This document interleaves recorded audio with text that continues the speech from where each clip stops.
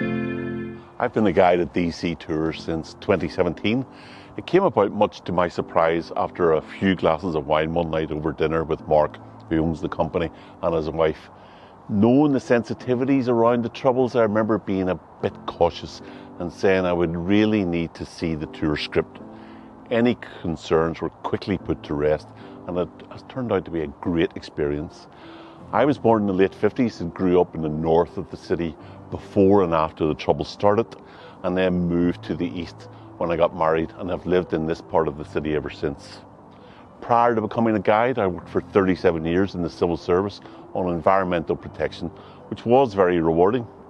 One of the most interesting periods during those years was after the signing of the Good Friday Agreement.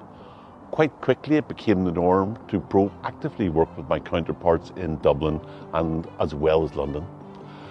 When I'm not out walking and talking, I love to spend time indulging my other interest, which is making fused glass jewellery.